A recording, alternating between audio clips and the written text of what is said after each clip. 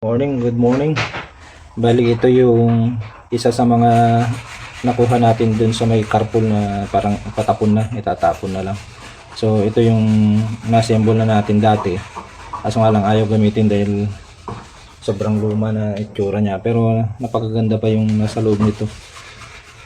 Ayos po natin yan. Gumagana na yan. Ito naman yung isa pang kamukha niya din. Ayan. Mail tank MMA S400. So, pumutok din ang kanyang IGBT.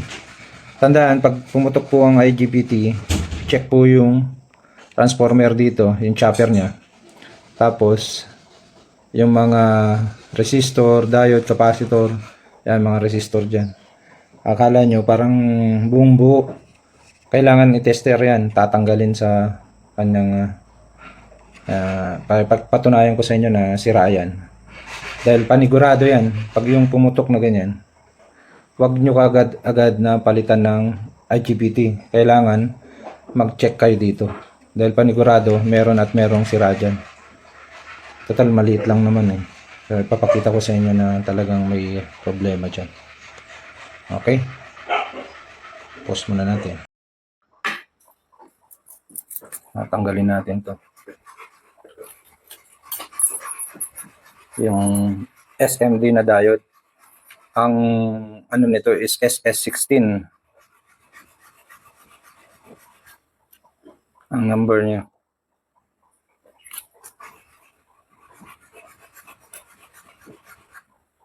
Yan.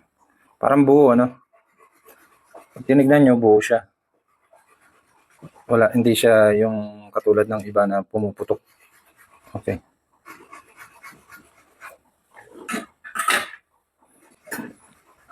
Pakita natin to. Dito na lang. Mas ano ako dito. Yan. Dapat sa kabila, wala yan. Yun, sorry. Yun. So, dapat sa kabila, wala yan. Pero meron. Yan.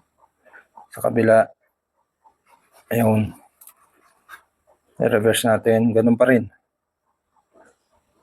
So, shorted na to. Sira na. Tapos itong mga to, yan.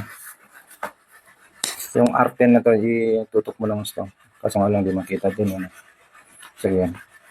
Itong R10 na to, dapat 100 ang nakasulat sa kanya. Itutok mo muna dito.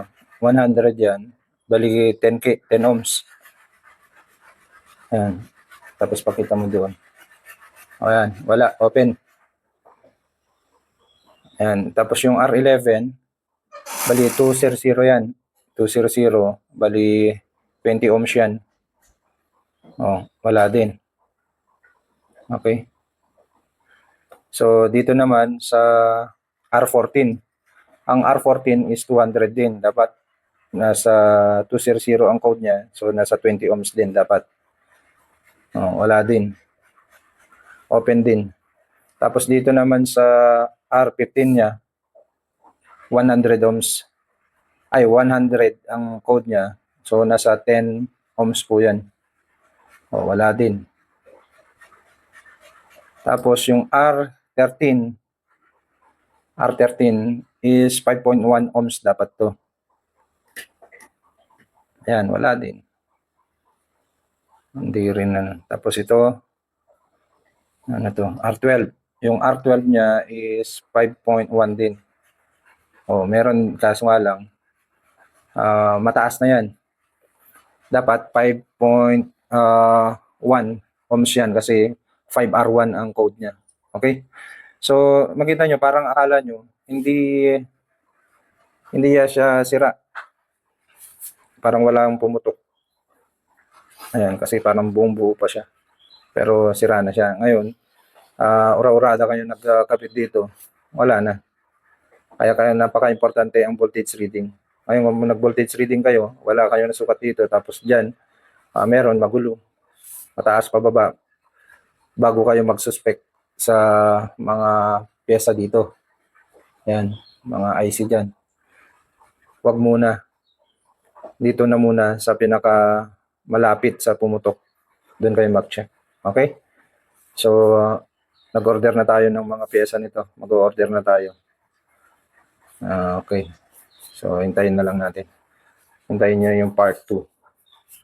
Okay. Ito ang gagawin na lang namin para gusto nilang gamitin. Papagandahin natin ngayon. Papapintura ko.